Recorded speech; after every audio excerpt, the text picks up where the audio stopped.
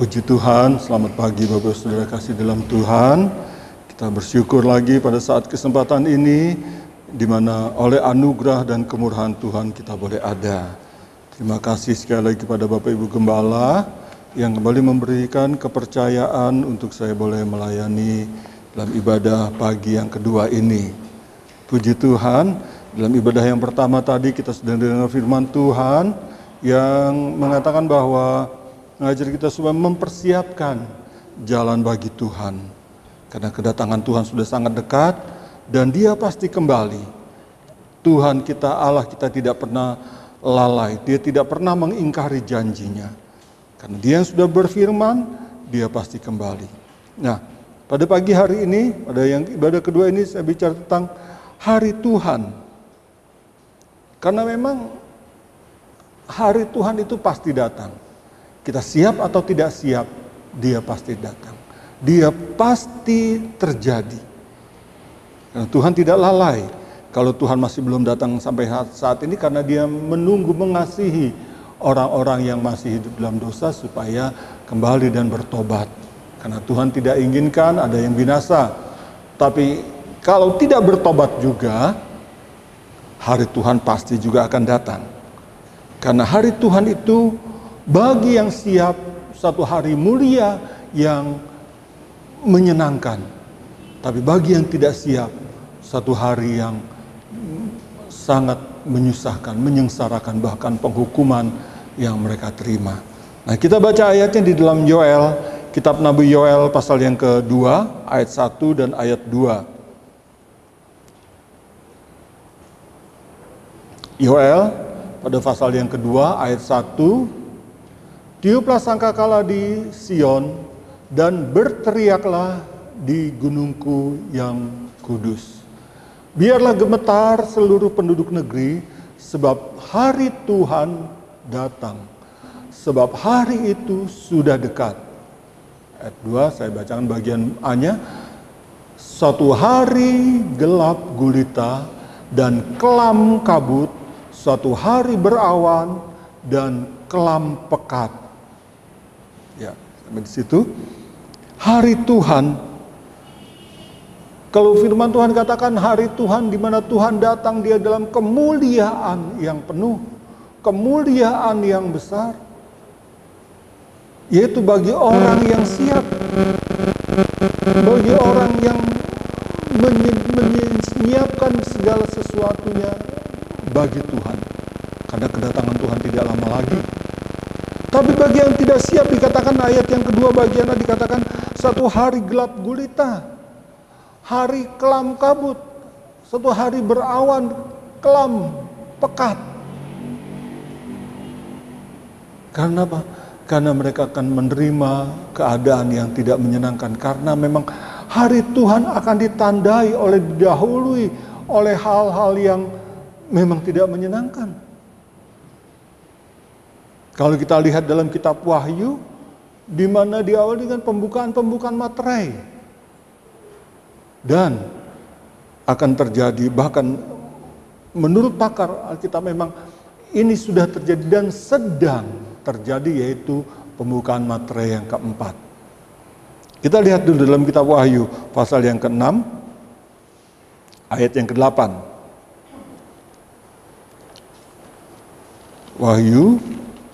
Kitab Wahyu paling belakang, ayat yang pasal 6, ayat yang ke-8. Dan sungguh aku melihat sesungguhnya ada kuda hijau kuning. Dalam ayat yang ke-7 ya dikatakan itu pembukaan materai yang keempat. Coba kita mundur ayat yang ke-7 dulu. Dan ketika anak domba itu membuka materai yang keempat, aku mendengar suara makhluk yang keempat berkata, "Mari." Nah, ayat yang ke-8. Dan aku melihat sesungguhnya ada seekor kuda hijau kuning. Ini warna pucat, ya kalau terjemahan lama dikatakan warna yang pucat. Dan orang yang menungganginya bernama Maut, dan kerajaan maut mengikutinya. Dan kepada mereka diberikan kuasa atas seperempat dari bumi ini untuk membunuh. Dengan pedang, dengan kelaparan, dengan sampar, dan dengan binatang-binatang buas yang di bumi. Meterai yang keempat terjadi seperti ini. Ada banyak orang binasa, 1/4 dari bumi. Bayangkan begitu banyak jumlahnya. Dengan pedang, yaitu peperangan. Dengan kelaparan. Memang penduduk bumi yang semakin banyak, stok persediaan makanan, pertanian semakin menyurut, semakin sedikit. Dan satu kali tidak lagi mencukupi kebutuhan-kebutuhan untuk orang makan. Dengan sampar, penyakit menular. Dan ini yang lagi ngetren saat ini kan. Dan COVID yang sedang mewabah di seluruh bumi. Bukan hanya di Indonesia, memang ini terjadi di seluruh bumi. Itu yang dikatakan. Dan juga dengan binatang-binatang buas. Orang-orang yang tidak peduli dengan sesamanya. Orang-orang yang melakukan hal-hal yang tidak berkenan kepada Tuhan. Yang memangsa atau membinasakan sesamanya. Dan ini yang sedang terjadi. Karena ini adalah dikatakan meterai yang keempat, terlihat kuda kuning hijau. Kuda yang berwarna pucat, bicara dari kematian. Karena memang yang menunggangi adalah maut. Dan kerajaan maut mengikutinya. Satu keadaan yang mengerikan. Apakah kita bisa terluput? Jauh-jauh hari, Nabi Yehezkiel pernah menubuatkan hal yang sama. Sebelum kitab Wahyu ini terjadi, Nabi Yehezkiel menubuatkan di dalam, kita baca di dalam kitab Nabi Yehezkiel pasal yang ke-14. Yehezkiel pasal yang ke-14, ayat yang ke-20 dan 21. Yehezkiel pasal 14, ayat yang ke-20. Dan biarpun Nuh, Daniel, dan Ayub berada di tengah-tengahnya, demi aku yang hidup, demikianlah firman Tuhan Allah. Mereka tidak akan menyelamatkan baik anak-anak maupun anak laki-laki maupun anak perempuan, melainkan mereka hanya menyelamatkan hanya nyawanya sendiri karena kebenaran mereka. 21. Ya beginilah firman Tuhan Allah, jauh lebih daripada itu. Kalau aku mendatangkan keempat hukumanku yang berat-berat, yaitu pedang, kelaparan, binatang buas, dan sampar. Sama apa yang dikatakan oleh kitab Wahyu ketika meterai keempat dibuka. Ada kematian, ada penghukuman, yaitu dengan pedang, dengan binatang buas, dengan kelaparan, dan dengan sampar. Sama persis. Karena memang Nabi Yehezkiel menubuatkan, dan itu yang sedang terjadi di hari-hari ini. Kitab Wahyu pun sudah menuliskan, dan itulah yang sedang terjadi melanda seluruh dunia ini. Dan ini akan terus berkepanjangan sampai Tuhan datang. Karena ketika kuda hijau kuning, kuda pucat ini dilepas keluar, dia tidak kembali lagi. Bahkan sebaliknya, kerajaan maut mengikutinya. Jadi selalu ada kematian-kematian, penghukuman-penghukuman. Yang memang harus terjadi, memang sedang digenapi, karena Tuhan akan datang. Nabi Yoel katakan, hari Tuhan yang sudah sangat dekat. Bahkan kalau menurut Yakobus dalam surat Yakobus pasal yang ke-5, sudah dikatakan, Yakobus 5 ayatnya yang ke-9, masalah dari sana.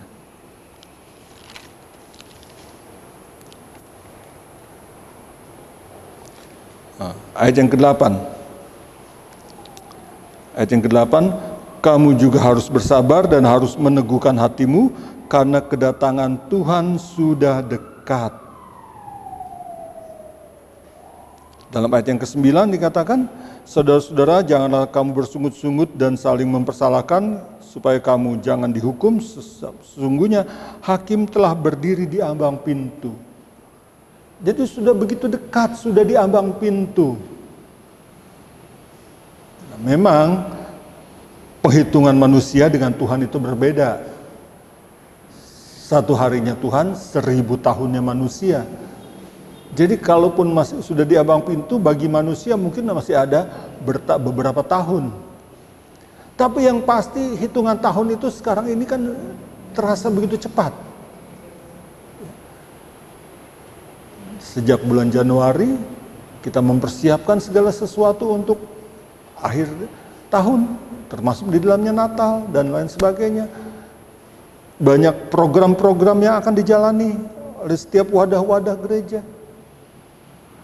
Tapi memasuki bulan Maret, April, dan sampai saat ini, semua rencana-rencana kegiatan kita itu dibatalkan. Kenapa? Gara-gara COVID. Gara-gara virus corona. Termasuk Natal. Mungkin Natal tahun ini kita masih bisa menyelenggarakan ibadah dengan protokol kesehatan, tapi tetap di gereja. Tidak dengan perayaan besar seperti tahun-tahun yang lalu di gedung. Kita tetap merencanakan Natal, tapi hanya di gereja. Tapi kiranya kita tetap mengikuti protokol kesehatan dan kita tetap menikmati ibadah-ibadah yang diselenggarakan. Karena memang inilah hari-hari di mana kedatangan Tuhan sudah semakin dekat. Adalah satu hari yang mengerikan, menakutkan. Tetapi puji Tuhan, Nabi Yeskiel mengatakan, mengangkat 3 nama, 3 tokoh yang dikatakan mereka akan selamat karena kebenaran mereka. Kita sudah baca tadi ya, Yeskiel 14 ayat yang ke-20. Ada Nuh, Daniel, dan Ayub. 3 nama yang diangkat, 3 nama yang ditampilkan, 3 nama yang menjadi satu figur sebagai contoh, sebagai teladan. 3 nama yang dikatakan mereka diselamatkan dari penghukuman. Tetapi 3 nama besar ini pun tidak bisa membawa, katakanlah, anak, keluarga untuk sama-sama diselamatkan. Tidak bisa. Ketika penghukuman Tuhan datang, pribadi lepas pribadi, kita harus bertanggung jawab. Orang tua tidak bisa membawa anaknya, suami tidak bisa membawa istrinya, istri tidak bisa membawa suaminya. Bertanggung jawab masing-masing atas keselamatannya.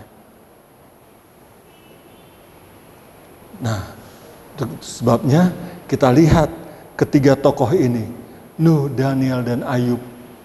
Dia diselamatkan, dia mendapatkan kasih karunia Tuhan karena kebenarannya.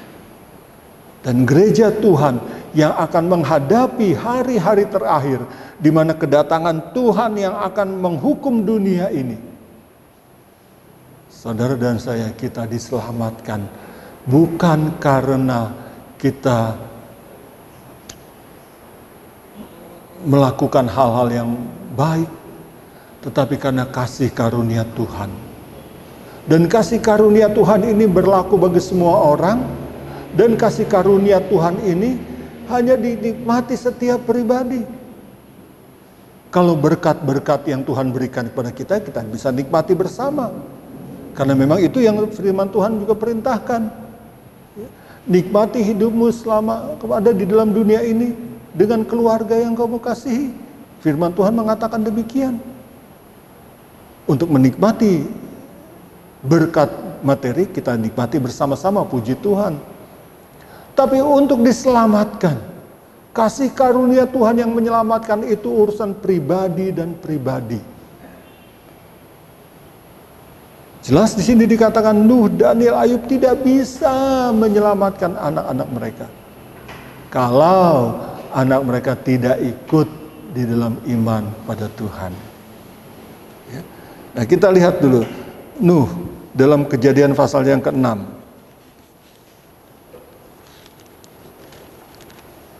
Kenapa Nuh diselamatkan? Kejadian pasal 6 ayat yang ke-8.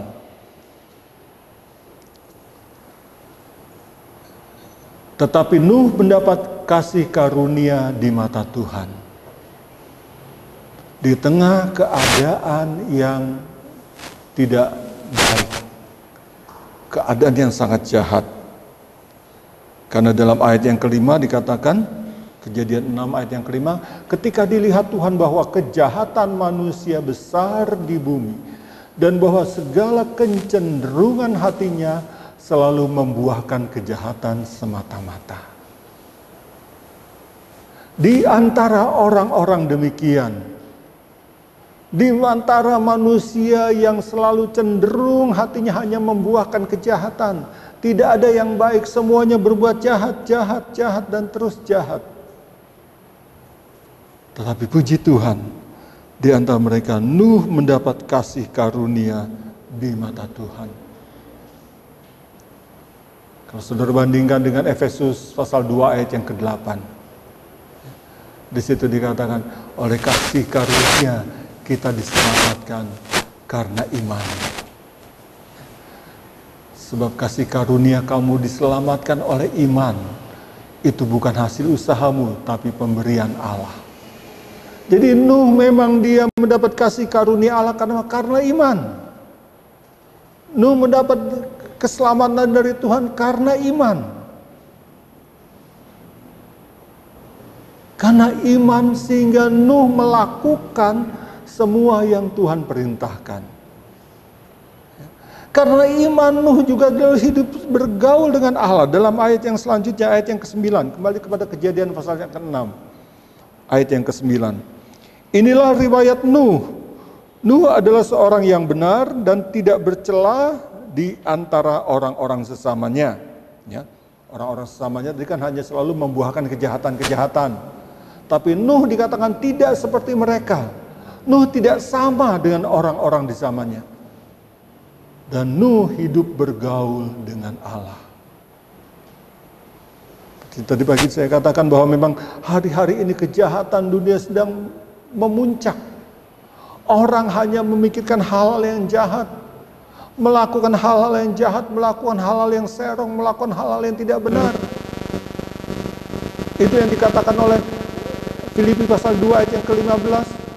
Kita hidup di tengah angkatan yang bengkok, angkatan orang-orang yang selalu membuahkan kejahatan, berbuat jahat, melakukan hal yang jahat. Tapi di tengah orang yang demikian dikatakan, kamu bercahaya di antara mereka seperti bintang-bintang. Haleluya. Nuh di antara orang-orang yang berbuat jahat, dia tidak ikut-ikutan. Tapi sebaliknya dia semakin dekat bergaul dengan Allah. Saudara, di hari-hari terakhir ini, ketika ancaman keadaan kesukaran semakin nyata, tidak ada jalan lain kecuali kita semakin dekat, semakin merapat, semakin bergaul dengan Allah. Dan Nuh dikatakan dia orang yang melakukan seluruh kehendak Allah. Dalam ayat yang ke-22, Kejadian pasal 6, ayat yang ke-22 dikatakan, lalu Nuh melakukan semuanya itu tepat seperti yang diperintahkan Allah kepadanya, demikianlah dilakukannya. Bandingkan dengan Ibrani pasal yang ke-11.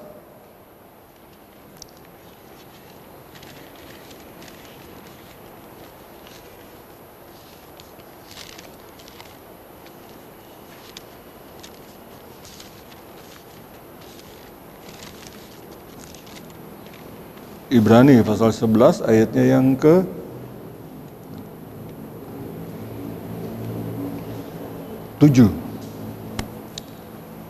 Ibrani pasal 11 ayat ke-7, karena iman Nuh dengan petunjuk Allah tentang sesuatu yang belum kelihatan, dengan taat mempersiapkan bahtera untuk menyelamatkan keluarganya, dan karena iman itu ia menghukum dunia, dan ia ditentukan untuk menerima kebenaran sesuai dengan imannya. Yang saya katakan tadi memang seperti dikatakan Nabi Yeskiel, biarpun Nuh, Daniel, Ayub tidak bisa menyelamatkan keluarganya, tetapi dia bisa menceritakan, memberitakan tentang iman, tentang sesuatu yang belum kelihatan. Dan kalau anak-anak Nuh di waktu itu dia juga tidak ikut, tidak mau masuk dalam bahtera, ya juga tidak diselamatkan. Itu sebabnya tugas orang tua kita memberitahukan kepada anak-anak bahwa akan ada hari penghukuman. Dan setiap orang harus bertanggung jawab atas keselamatannya sendiri. Hal yang belum kelihatan, hal yang belum terjadi. Dan hal ini bisa membuat orang merasa ya seperti bersenda gurau gitu, berolok-olok. Ya. Saudara kalau ngomong dengan orang di luar yang tidak mengenal Tuhan, mengatakan bahwa dunia akan dihukum, bahwa kita harus segera sungguh-sungguh mencari Tuhan, mereka anggap itu satu olok-olok. Dan itu yang terjadi kepada Lot, di mana Lot memberitahukan kepada calon menantunya supaya keluar karena Sodom dan Gomora akan dibinasakan. Calon menantu ini menganggap itu satu olok-olok, satu senda gurau, bercanda nih Bapak Lot ini. Dan mereka tidak mau. Dan karena mereka tidak mau, mereka tidak diselamatkan. Yang mau diselamatkan. Walaupun di perjalanan juga istri Lot gagal. Karena memang tidak sepenuhnya mengikut Tuhan. Tidak sepenuhnya mengimani. Karena inilah yang sedang terjadi di hari-hari ini, di mana firman Tuhan ya mengatakan di dalam kitab Injil Lukas pasal yang ke-17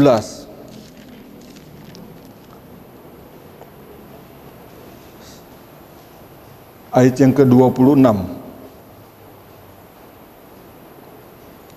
Lukas pasal 17 ayat yang ke-26. Dan sama seperti terjadi pada zaman Nuh, demikian pula lah halnya kelak pada hari Anak Manusia. 27. Mereka makan dan minum, mereka kawin dan dikawinkan, sampai kepada hari Nuh masuk ke dalam bahtera, lalu datanglah air bah dan membinasakan mereka semua. Orang lebih mementingkan makan minum, orang lebih mementingkan cari uang, orang lebih mementingkan hal-hal materi. Itu yang terjadi di zaman Nuh, sampai Nuh masuk bahtera, sampai air bah datang. Dan apa yang Tuhan katakan itu terjadi di hari-hari terakhir ini. Seperti di zaman Nuh, bagaimana orang hanya mementingkan perut. Filipi pasal 3 ayat yang ke-19 katakan, mereka bertuhankan perut. Hanya mencari untuk perut mereka, hanya untuk makan minum.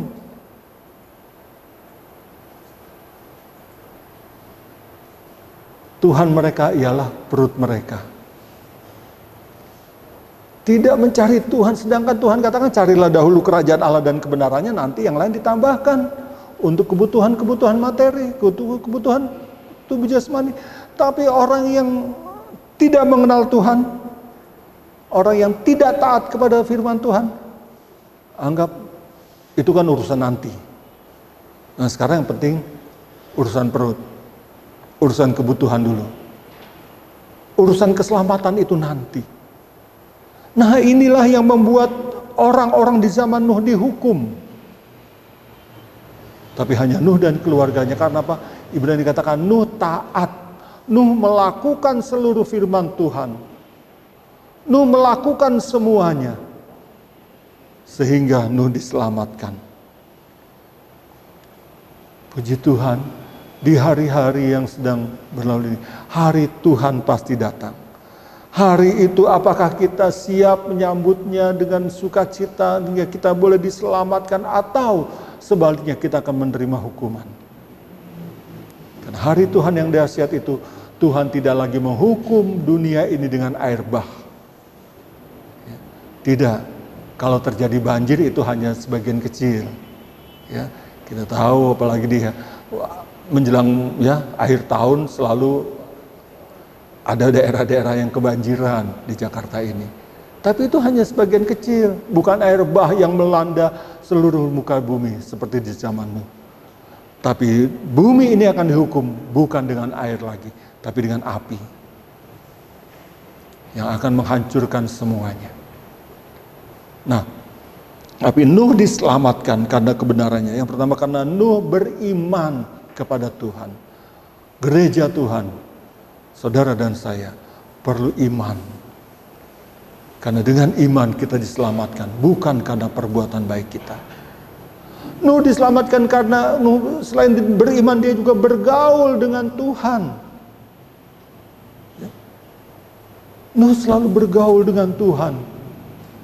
Apakah kita juga bergaul dengan Tuhan? Sehingga kita boleh diselamatkan. Atau kita bergaul dengan Tuhan hanya seminggu sekali di gereja. Untung-untung kita boleh datang di gereja. Kalau enggak ya kita juga tidak. Namanya bergaul setiap waktu, setiap saat selalu ada bersama dengan Tuhan.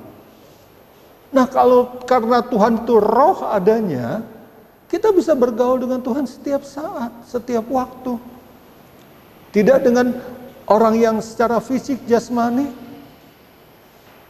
Kita tidak bisa terus-menerusan bersama. Ada waktunya masing-masing urusan harus berpisah. Tetapi dengan Tuhan. Nah, ini Nuh dia selalu bergaul dengan Tuhan. Tidak memikirkan hal-hal yang hanya duniawi. Sehingga dikatakan Nuh tidak seperti orang-orang di zamannya. Kenapa? Orang-orang di zamannya ada hanya memikirkan perut, soal untuk makan minum. Orang-orang di zamannya hanya memikirkan bagaimana mereka untuk kawin dan dikawinkan, menikah, urusan rumah tangga. Memang tidak salah saudara ya, anak-anak muda yang mau menikah silakan, tidak disalahkan, tidak salah. Tapi bukan hanya itu yang menjadi fokus pikirannya. Nuh tidak hanya fokus di pikiran seperti itu. Tapi Nuh bergaul dengan Allah. Dan Nuh mentaati perintah-perintah Allah. Karena bukan orang yang berseru kepada Tuhan, Tuhan diselamatkan. Tapi orang yang melakukan kehendak Bapa, kehendak Tuhan. Oh haleluya. Kita mau melakukan kehendak Tuhan. Karena itu yang menyelamatkan. Dari penghukuman yang akan datang ke dalam dunia ini. Puji Tuhan. Yang kedua, tokoh yang kedua yang diangkat oleh Yehezkiel adalah Daniel. Dan apa yang dilakukan oleh Daniel? Sehingga Daniel termasuk orang-orang yang diselamatkan kalau hukuman-hukuman yang berat itu terjadi. Dalam kitab Daniel pasal yang ke-6, kita lihat di sana.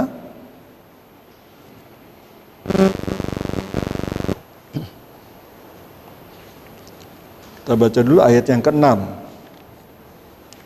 Daniel pasal 6 ayat yang ke-6.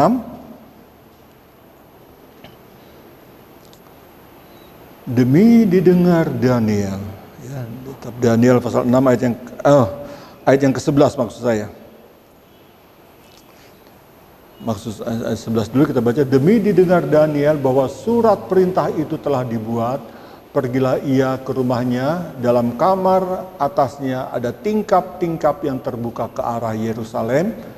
3 kali sehari ia berlutut, berdoa, serta memuji Allahnya seperti yang biasa dilakukannya.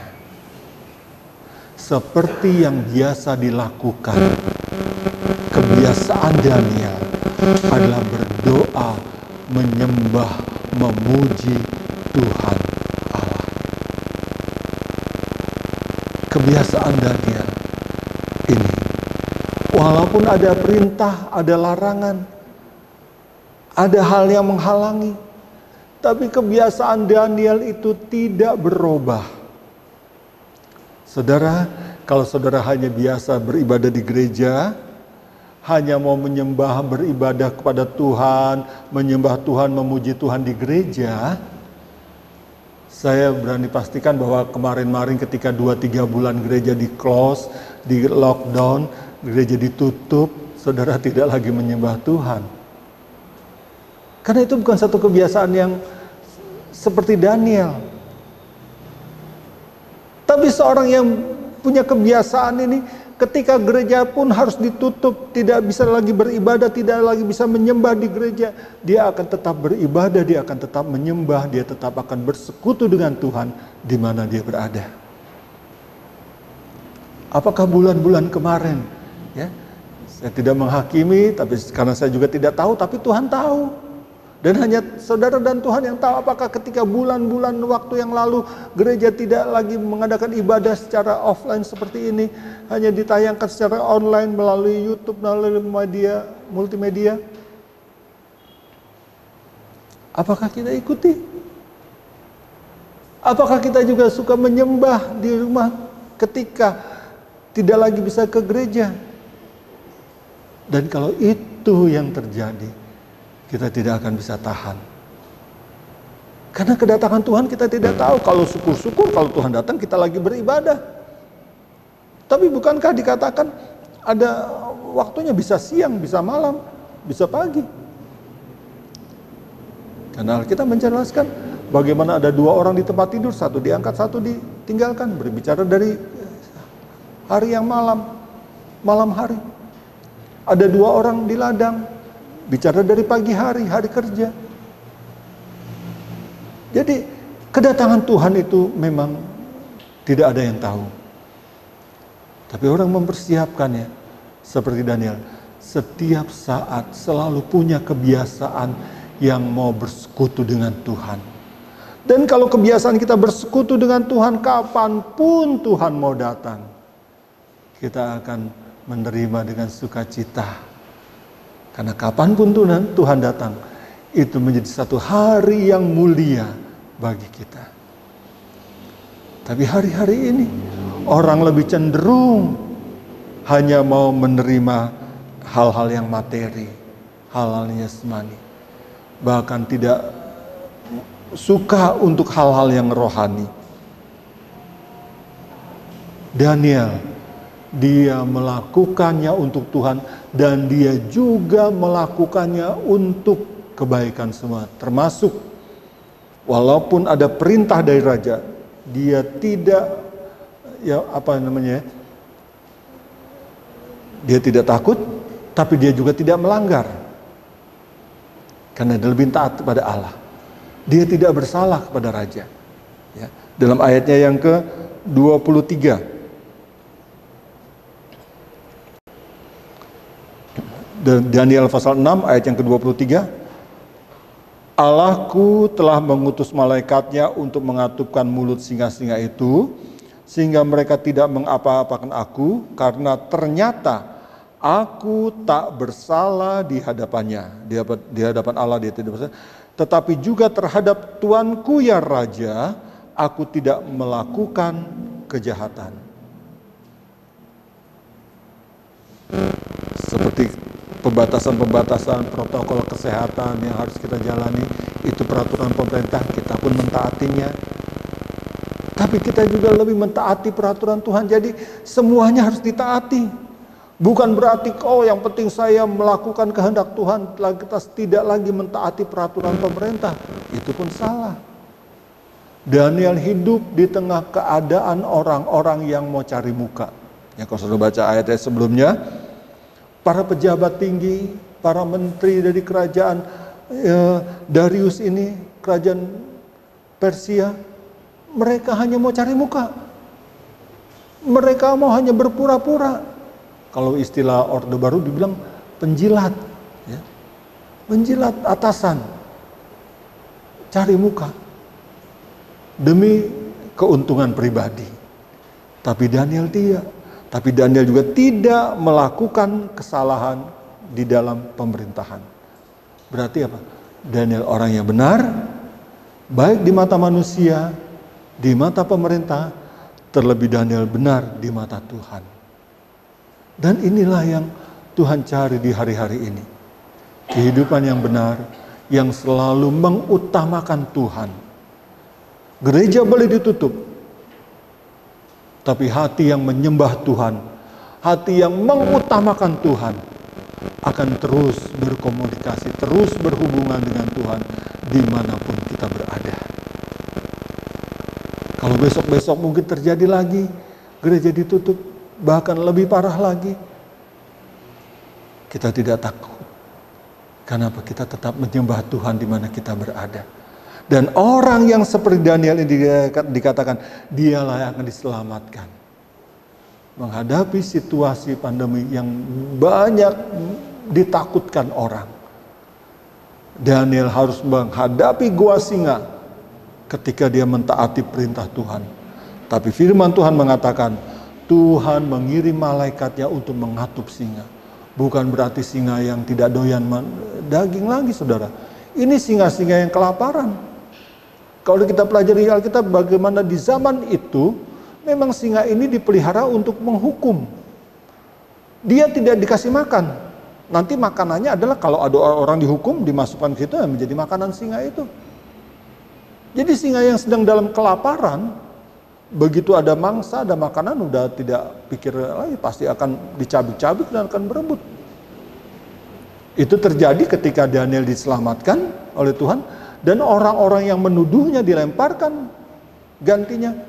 Dan Alkitab mencatat, sebelum orang itu sampai ke dasar gua, singa sudah menerkamnya. Karena memang singa yang lagi kelaparan. Tapi kenapa Daniel tidak? Karena ada Tuhan. Tuhan lebih dari segalanya. Tuhan sanggup meluputkan Daniel. Tuhan sanggup meluputkan kita.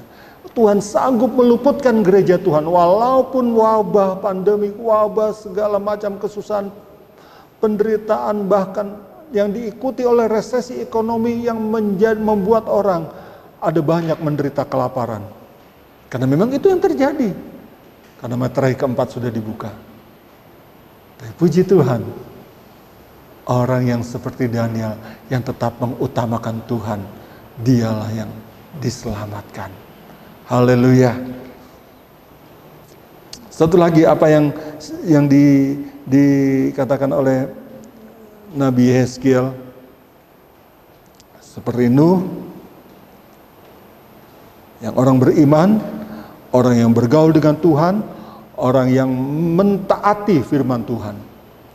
Seperti Daniel, orang yang tetap mengutamakan Tuhan, hidup bersih di hadapan manusia dan di hadapan Tuhan, tidak bersalah.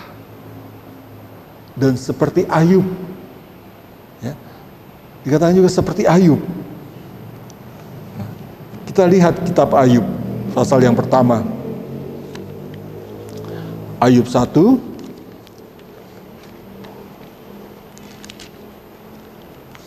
ayatnya yang ke-22.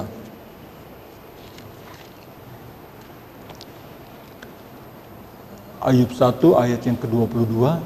Dalam semuanya itu Ayub tidak berbuat dosa dan tidak menuduh Allah berbuat yang kurang patut. Pasal 2 ayat yang ke-10. Pasal 2 ayat yang ke-10. Tetapi jawab Ayub kepadanya, engkau bicara seperti perempuan gila. Apakah kita mau menerima yang baik dari Allah, tetapi tidak mau menerima yang buruk? Dalam semuanya itu, Ayub tidak berbuat dosa dengan bibirnya. Haleluya. Dosa perkataan ini seringkali tidak disadari oleh banyak orang. Dia sudah berkata-kata menghina sesamanya, bahkan berkata-kata menghina Tuhan, bahkan melawan Tuhan, menuduh Tuhan, melakukan hal-hal yang kurang patut, menuduh Tuhan, melakukan hal-hal yang tidak baik. Ini dosa yang sedang mewabah. Kita lihat Ayub, bagaimana Ayub sudah menjalani hidup yang benar. Dalam pasal 1 ayat yang pertama dikatakan, ada seorang yang benar, tulus, beribadah kepada Tuhan. Ini Ayub bukan orang berdosa, dia orang yang benar, dia orang yang tulus, dia orang yang beribadah kepada Tuhan, dia orang yang selalu menyembah Tuhan. Tetapi Tuhan izinkan dia mengalami penderitaan. Ayub orang yang terkaya di bumi sebelah belahan timur di waktu itu. Tapi hartanya yang banyak habis dalam sekejap. Ayub keluarga yang bahagia karena dia punya 10 orang anak. Tapi dalam satu hari anak-anaknya mati semua. Tapi dalam semuanya itu, semua penderitaan yang dialami Ayub, bahkan bukan hanya apa yang dia miliki hilang, tubuhnya sendiri pun harus mengalami penyakit. Dari ujung kepala sampai ujung kaki, penuh dengan bisul, penuh dengan penyakit kulit. Kalau mungkin sekarang, ya seperti kanker kulit gitu. Tapi dalam semuanya itu dikatakan, Ayub tidak menuduh Allah berbuat yang kurang patut. Ayub tidak berdosa dengan bibirnya. Ayub tidak berkata-kata jahat kepada Allah seperti istrinya yang katakan, kutuki aja Allahmu, setelah itu mati habis perkara. Tapi Ayub, dia menerima semuanya. Ketika dia menikmati berkat, kemuliaan, kekayaan yang berlimpah, dia mengucap syukur. Tapi ketika dia harus mengalami penderitaan, dia pun mengucap syukur. Haleluya. Ini tidak mudah, saudara. Mudah dikatakan, tapi tidak mudah dilakukan. Tapi firman Tuhan mengatakan demikian. Apa yang dikatakan 1 Tesalonika pasal yang ke-5 ayat yang ke-18. Itulah kehendak Tuhan. Ya. Ayat yang sudah sering kita baca, 1 Tesalonika 5 ayat yang ke-19, mengucap syukurlah dalam segala hal. Hal yang baik, mudah sekali kita mengucap syukur. Ketika Ayub dalam menikmati berkat-berkat yang berlimpah, dia orang yang sangat kaya, dia orang dari keluarga yang sangat bahagia, mudah sekali mengucap syukur. Tapi kalau dikatakan mengucap syukur dalam segala hal, yaitu ketika kita berlimpah dalam berkat ataupun dalam sengsara, dalam kesusahan, bahkan dalam sakit penyakit, itu tidak mudah. Tapi itulah yang dikehendaki Allah di dalam Kristus Yesus bagi kamu. Jadi orang yang tidak mengucap syukur berarti dia tidak melakukan kehendak Allah. Kehendak Allah mengucap syukur. Tidak mengucap syukur, apapun alasannya, sama dengan tidak melakukan kehendak Allah. Dan orang yang tidak melakukan kehendak Allah, apa yang Yesus katakan dalam Matius pasal 7 ayat yang ke-21. Bukan semua orang yang berseru kepadaku Tuhan, Tuhan akan diselamatkan, tetapi hanya orang yang melakukan kehendak Bapa di sorga. Hanya orang yang melakukan kehendak Allah. Jadi betapa penting, saudara, kelihatannya itu hal yang sepele.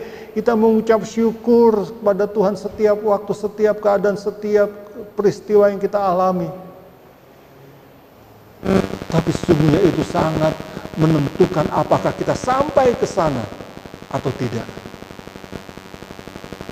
Bangsa Israel yang banyak tidak mengalami berkat Kanaan, tidak sampai ke tanah Kanaan, bukan karena dia melakukan kejahatan yang berat seperti mencuri, membunuh dan lain sebagainya. Tapi sebagian besar mereka binasa karena tidak mengucap syukur, karena selalu bersungut-sungut, mengeluh dengan hidup yang susah. Firman Tuhan sudah katakan, sebab itu mari kita belajar firman Tuhan supaya kita tahu bahwa memang ini hari-hari kedatangan Tuhan akan mengalami banyak kesusahan, penderitaan, ya.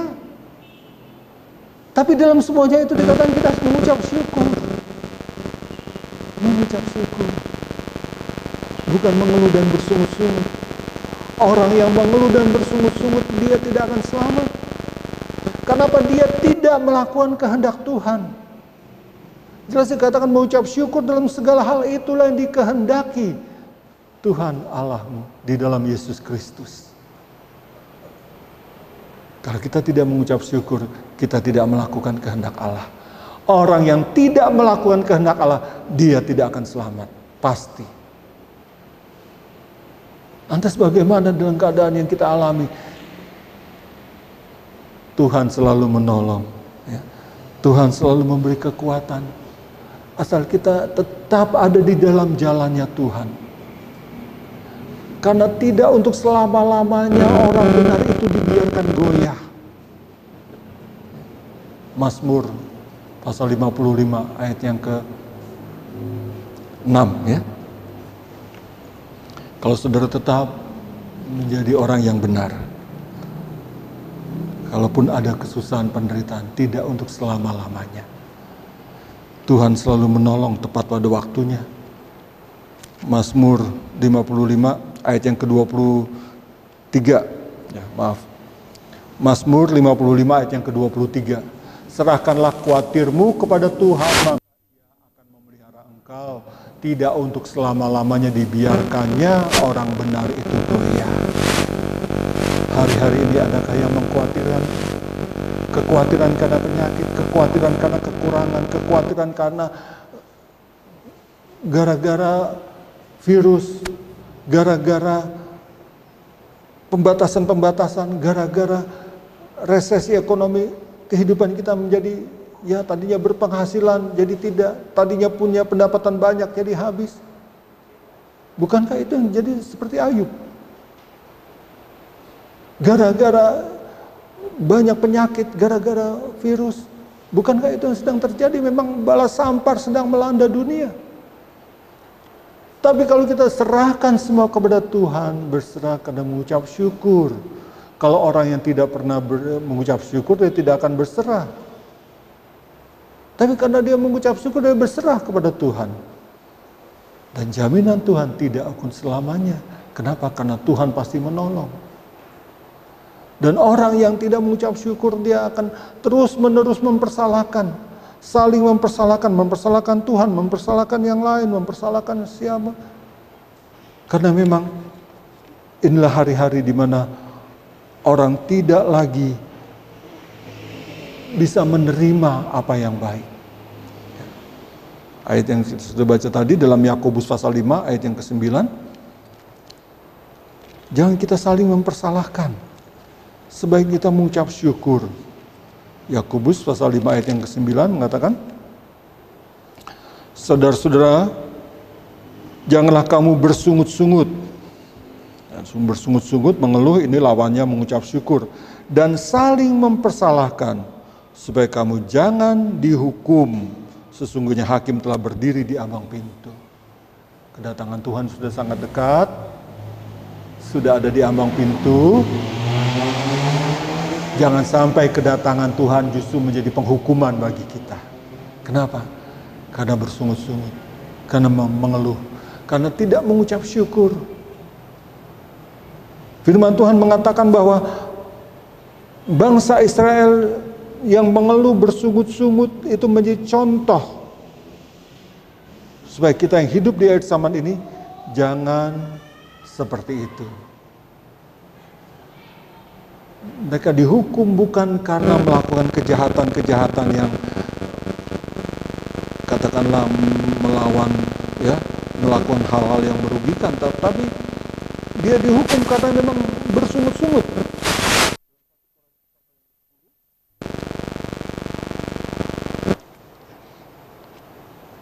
Ayat yang ke-10, 1 Korintus 10 ayat yang ke-10 dikatakan, dan janganlah bersungut-sungut seperti yang dilakukan oleh beberapa orang dari mereka, sehingga mereka dibinasakan oleh malaikat maut.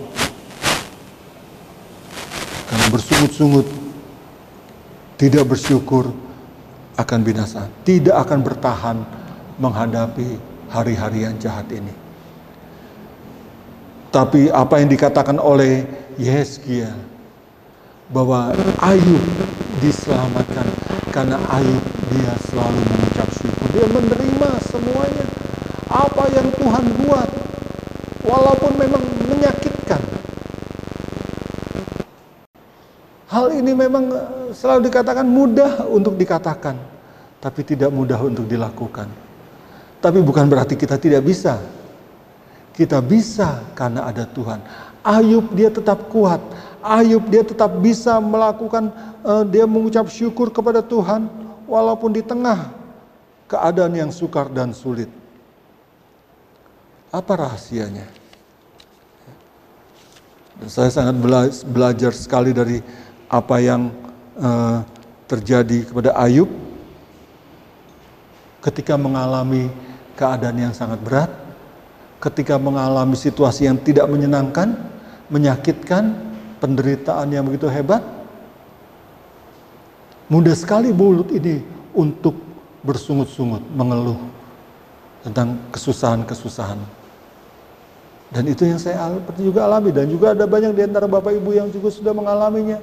Tapi kitab Ayub ini yang menjadi kekuatan untuk saya tetap bertahan dan tidak mengeluh atau bersungut-sungut. Dalam Ayub pasal yang ke-23, saya bacakan mulai ayat yang ke-8 sampai ayat yang ke-12. Ayub 23 ayat yang ke-8 mulai. Sesungguhnya kalau aku berjalan ke timur, ia tidak di sana, atau ke barat, tidak kudapati dia. Di utara ku cari dia, ia tidak nampak. Aku berpaling ke selatan, aku tidak melihat dia. Karena ia tahu jalan hidupku. Seandainya ia menguji aku akan timbul seperti emas. 11.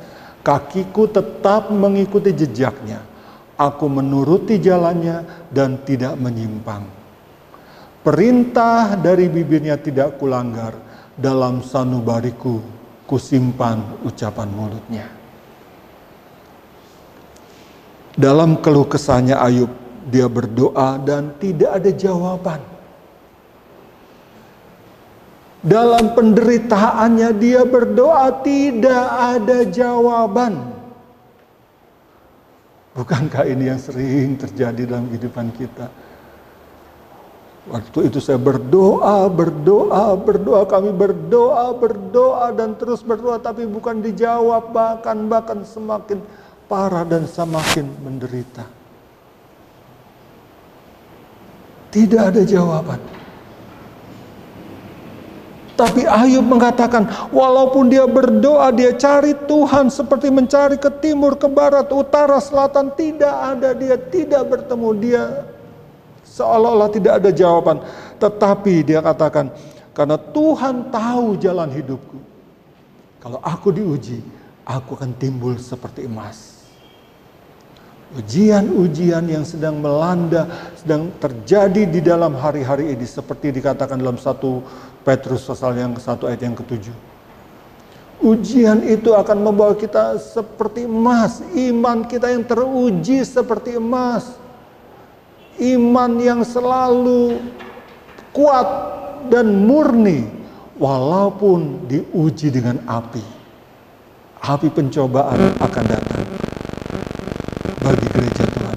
Tapi orang yang beriman, orang yang terus dia mengandalkan Tuhan. Kenapa dikatakan Ayub walaupun diuji, dia akan timbul seperti emas. Kakiku tetap mengikuti jejaknya dan aku tetap menuruti jalannya. Ayub tidak menyimpang dari kebenaran. Ayub tidak menyimpang dari firman Tuhan. Bahkan dikatakan dalam ayat yang ke-12, dalam sanubariku kusimpan ucapanmu. Perintahnya tidak kulanggar. Taat akan perintah-perintah Tuhan. Tetap menyimpan firman Tuhan. Bagaimana kita bisa menyimpan firman Tuhan kalau firman Tuhan kita tidak pernah dengar? Bagaimana kita bisa menyimpan firman Tuhan kalau firman Tuhan kita tidak pernah baca? Ayub dia mendengar firman dan dia baca dan dia simpan. Walaupun pada waktu itu dikatakan hanya dari kata orang.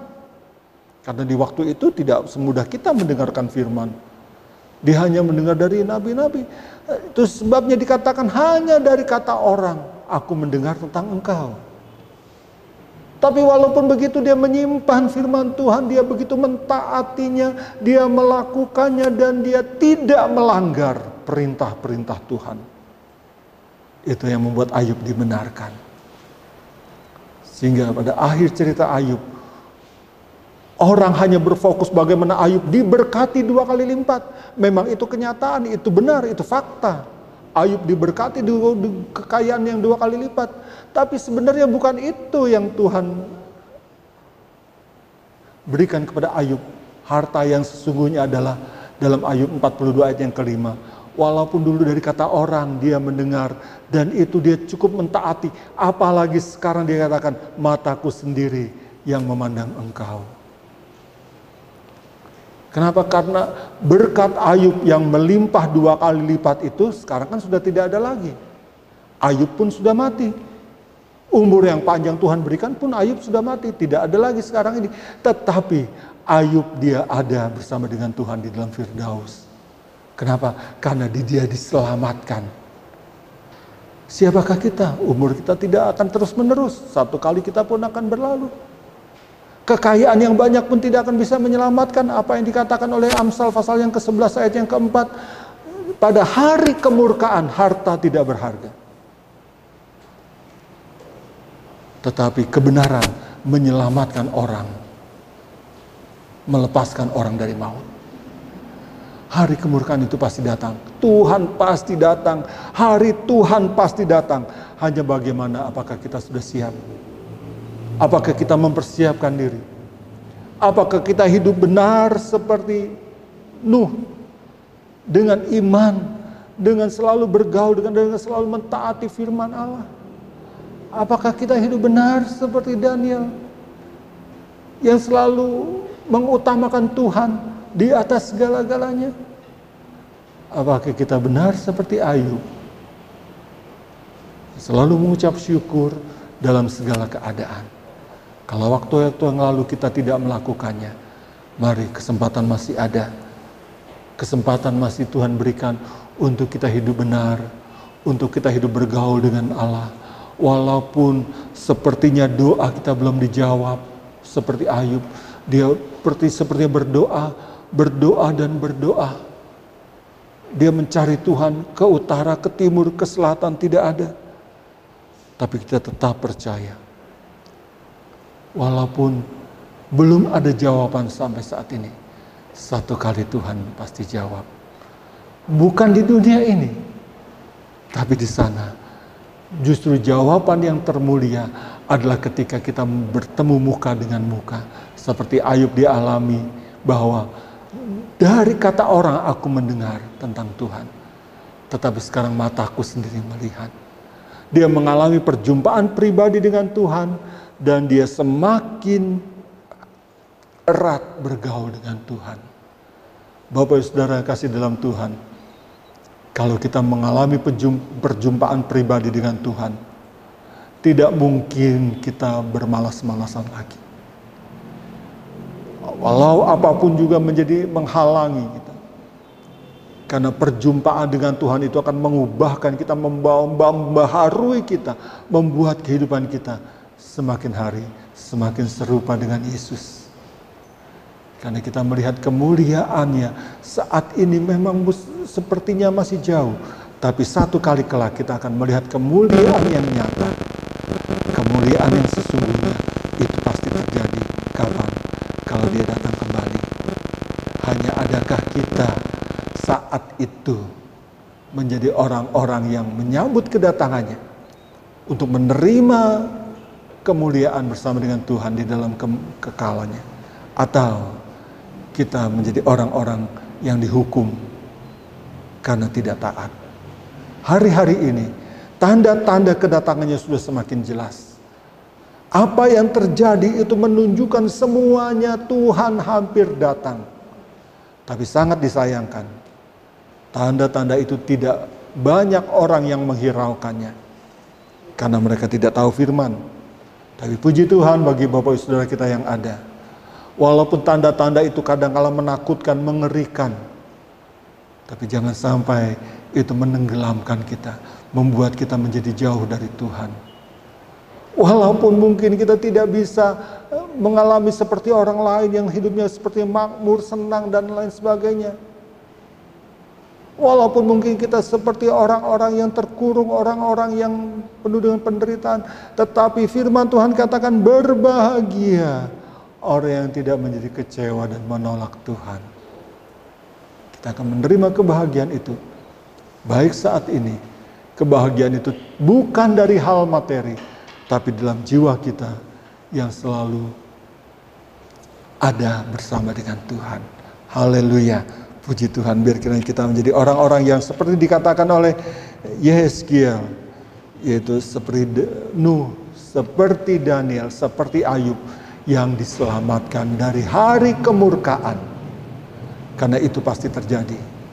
Semua, baik anak, baik orang tua, tidak bisa saling menolong di saat itu. Kita tahu banyak cerita mengatakan bagaimana 10 anak darah, yang 5 bodoh, dia minta tolong tapi tidak bisa. Karena hari itu bertanggung jawab masing-masing. Ada 2 orang di tempat tidur, satu diangkat, satu ditinggalkan, tidak bisa menolong, tidak bisa membawa, karena apa? Bertanggung jawab masing-masing. Kita semua bertanggung jawab masing-masing untuk keselamatan kita, untuk mendapatkan pertolongan dari Tuhan pada waktunya. Haleluya, puji Tuhan. Kita angkat satu pujian, ku tidak takut sebab kau besertaku. Kita menjadi takut kalau Tuhan tidak beserta kita. Tapi di tengah keadaan yang sukar sekalipun, kita tidak takut. Karena ada Tuhan